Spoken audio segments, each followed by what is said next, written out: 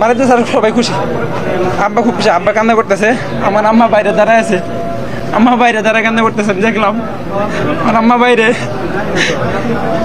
এটা আমার পুলিশের লাস্ট মার্ক ছিল, এর আগে আমি 3টা মার্ক করেছি, 3বারই আমি ভাইভাতে বাদ পড়েছি। এবার আল্লাহর রহমতে, আল্লাহর অশেষ রহমতে নিজ যোগ্যতায় আমি এবার ভাইভাতে চূড়ান্তভাবে উত্তীর্ণ হয়েছি। আমি এটুকু। আলহামদুলিল্লাহ, আমার অনুভূতি অনেকটা ভালো। আমি জীবনে অনেক মাঠ করছি, এটা নিয়ে আমার 7ম মাঠ। আমি 6টা মাঠ করেছি, সেনাবাহিনীতে 2টা, পুলিশের এটা নিয়ে 3টা। এর আগে 2বার ভাইভা থেকে বাদ পড়ছি, নৌবাহিনী ভাইভা থেকে বাদ পড়ছি। মহান আল্লাহ তাআলার অশেষ কৃপায় আমার এই 7 নাম্বার মাঠে আমার চাকরিটা হয়ে যায়।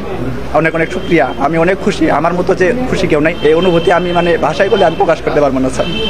আমি বাবাকে কল দিয়ে জানিয়েছি, আমার বাবা অনেক খুশি হয়েছে, সবাই খুশি, আমার ফ্যামিলি সহ। অনুভূতি তো ভাষায় প্রকাশ করার মতো না, খুবই ভালো। 120 টাকার বিনিময়ে আমি এই বাংলাদেশ পুলিশ কনস্টেবলের চাকরি পেয়েছি, খুবই ভালো। নিয়োগ বোর্ডের খুব স্বচ্ছতার সহিত কার্যক্রমটা সম্পন্ন করেছে, তাদের প্রতি কৃতজ্ঞ। আমার বাবা একজন কৃষক। আমার বাবা আমাদের ছোট থেকেই কষ্ট করে মানুষ করেছে। আমার ইচ্ছা হলো আমার বাবাকে কামাই করে খাওয়াবো। আর আমার অনুভূতিটা আমি বলে বোঝাতে পারবো না যে আমার অনুভূতি কেমন, আমার বাবা মার অনুভূতি কেমন সেটা আমি বলে বোঝাতে পারবো না আপনাদেরকে। Thank you.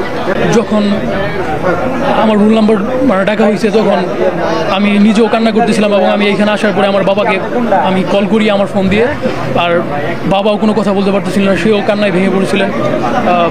আজকের এই দিনটা আসলেই ভুলার নয়।